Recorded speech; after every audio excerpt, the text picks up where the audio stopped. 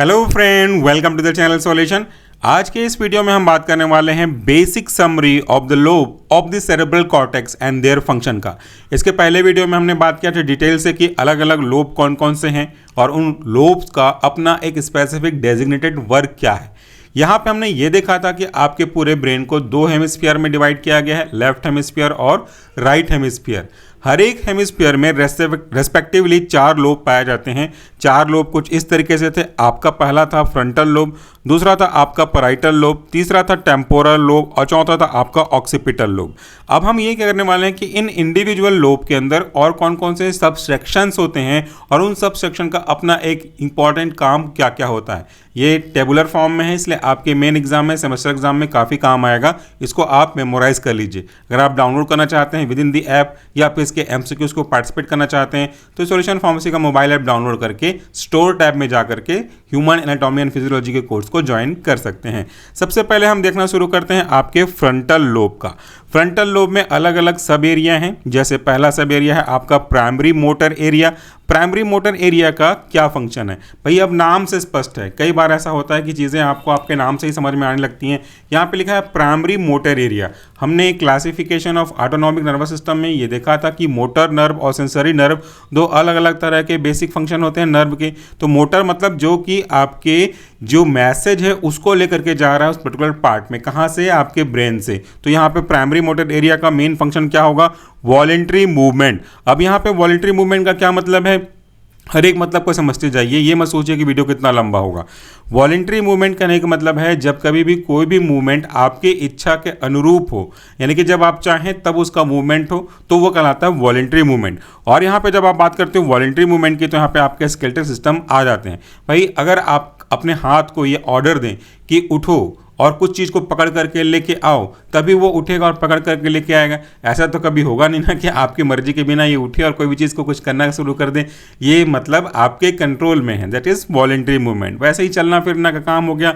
तो आपका जो प्राइमरी मोटर एरिया है फ्रंटल लोब के अंदर, ये भी देखते चलिए किसके अंदर, फ्रंटल लोब के अंदर। ये इसको हम लोग ऐसा कर सकते हैं कि ये जो है आपका primary motor lobe frontal lobe के अंदर आ जाता है।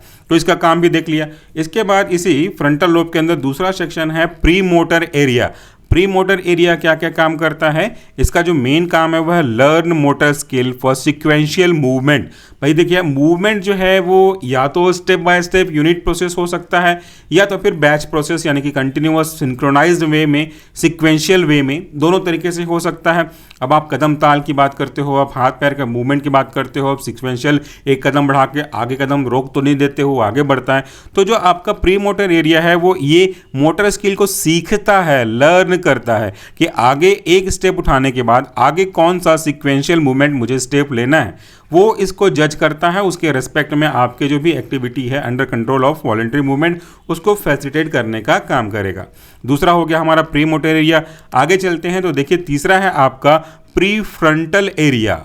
प्री फ्रंटल एरिया का क्या काम होता है, ये इंटेलेक्चुअल फंक्शन को मदद करता है काम करने में। इंटेलेक्चुअल फंक्शन मतलब ऐसा फंक्शन जिसमें आपके दिमाग, आपका कोग्निशन, आपका जो विवेक है वो पार्टिसिपेट करता है, वो इंटेलेक्चुअल फंक्शन है। जैसे emotional management and social behaviour. भाई आप किसी चीज़ के लिए कितना इमोशनल हो सकते हो, कितना आप अपने इमोशन को कंट्रोल कर सकते हो, क्या आप इमीडिएटली रोने लगते हो या फिर अपने आप को बड़ा स्ट्रांग समझते हो।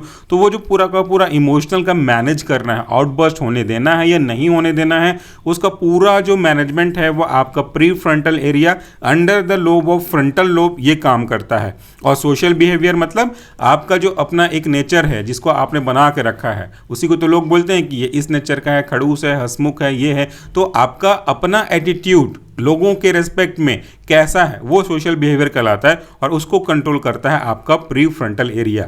इसके बाद जो तीसरा सब एरिया है वह आपका ब्रोकास स्पीच एरिया। तो यहाँ पे तो आपको समझ में ही आ गया नाम से, ये क्या करता है, मसल मूवमेंट फॉर स्पीच। जब आप कुछ चीज़ बोलना चाहते हो, कुछ बात करना चाहते हो तो उसमें आपके कई सारे मसल्स इन्वॉल्व होते हैं, आपके जॉ, आपका टंग, बाकी सब चीज़ें। तो उसके मूवमेंट को कंट्रोल करता है, मैनेज करता है आपका Broca's speech area which is a part of frontal lobe. तो ये हमने पहला लोब देखा आपका फ्रंटल लोब का।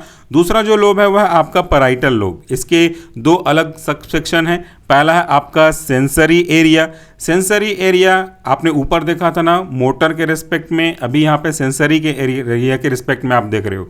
सेंसरी एरिया मतलब एक ऐसा एरिया जो कि किसी भी परसेप्शन को, सेंस को महसूस करके ब्रेन में पहुंचाता है। सपोज यहाँ पे कोई सेंसेशन हो रहा है तो इस सेंसेशन को आपके ब्रेन तक लेके जाएगा और फाइनली ब्रेन इसका इनपुट के अकॉर्डिंगली रिएक्शन देगा। तो ये जो मैसेज लेके जा रहा है ये है आपका सेंसरी। जब ये मैसेज लेकर के चला जाएगा और ब्रेन वापस से इसमें मैसेज भेजेगा इसके रेस्पेक्ट में, ये है आपका मोटर। तो ये आपका मोटर और this one is as per sensory. तो यहाँ पे सेंसरी एक्टिविटी हो रही है।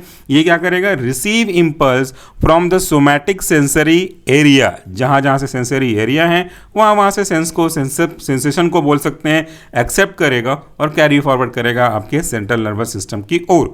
दूसरा जो इसका सबसेक्शन है वह है गस्टेटरी एरिया, जिसको हम लोग बेसिकली प्राइमरी टेस्ट एरिया कहते हैं। इसीलिए ब्रैकेट में लिखा गया है ये वर्ड ताकि आप इसके दूसरे नाम को भी जान सकें। गस्टेटरी एरिया मतलब प्राइमरी टेस्ट एरिया। टेस्ट एक ऐसा चीज़ है जिसकी वजह से हम पूरा चट कर जाते हैं। अगर कोई भी कितना अच्छा न्यूट्रिशनल क्यों ना हो, लेकिन उसमें अगर टेस्ट नहीं है तो आई डोंट थिंक कि कोई उसको पसंद करेगा। लेकिन अगर कोई चीज़ कितनी भी खराब हो, उसका टेस्ट इतना ज़बरदस्त हो कि लोग पीछे पड़ जाएंगे। यही है ना फास्ट फूड के साथ में और दवाइयों के साथ में, ऐसा कुछ कहाँ होता है। तो वो जो पूरा टेस्ट का कंट्रोल है, मैनेज करना, ये आपके इसी part of the parietal lobe का काम है। ये क्या करता है, ये रिसीव करता है इंपल्स को फ्रॉम टेस्ट, जो कि आप टेस्ट बर्ड में लोकेटेड है, उनसे टेस्ट को लोकेट करता है। आगे बढ़ते हैं, बात करते हैं तीसरे लोब की। तो यह आपका टेम्पोरल लोब।